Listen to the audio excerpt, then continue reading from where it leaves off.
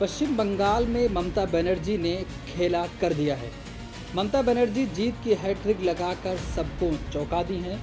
जिस तरीके से एक महिला को लगातार भारतीय जनता पार्टी की तरफ से अपमान किया गया था, अब बंगाल की जनता ने भारतीय जनता पार्टी को उसी की भाषा में जवाब दे दिया है। देश के 5 राज्यों के चुनाव की मतगणना आज सुबह से जारी है। पश्चिम बंगाल में ममता दीदी ने एक बार बीजेपी को मुंहतोड़ जवाब दिया है।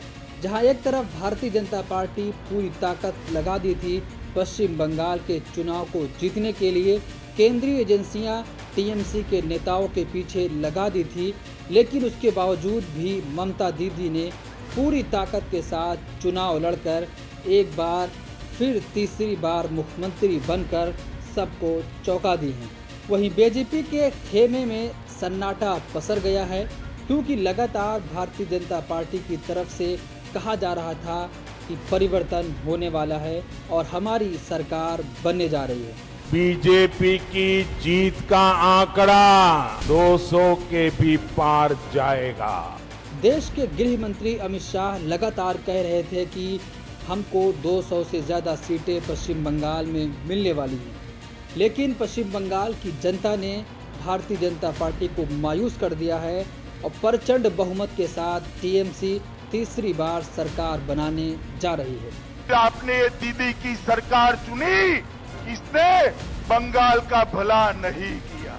5 राज्यों के चुनाव में किसको कितनी सीटें मिली, हम आपको इस वीडियो में बताने जा रहे हैं।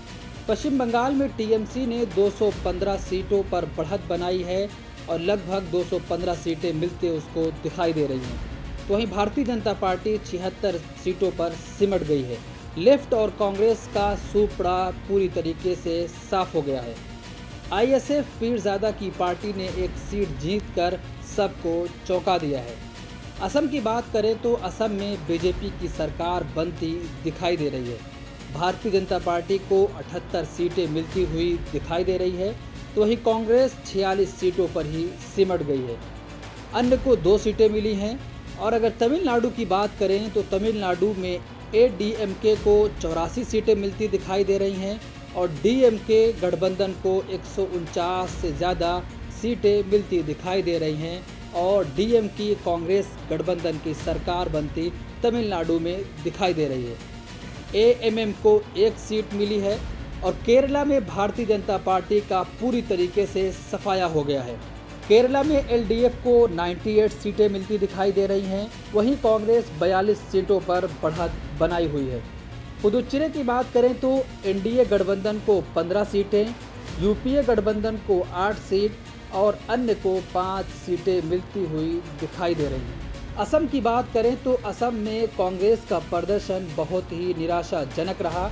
कांग्रेस गठबंधन के साथ एआईयूडीएफ मौलाना बदरुद्दीन अजमल की पार्टी थी। मौलाना बदरुद्दीन अजमल की पार्टी 19 सीटों में से 16 सीटों पर जीत दर्ज की है। कांग्रेस ने निराशाजनक प्रदर्शन किया है, जिसकी वजह से कांग्रेस गठबंधन असम में सरकार बनाते बनाते रह गई है।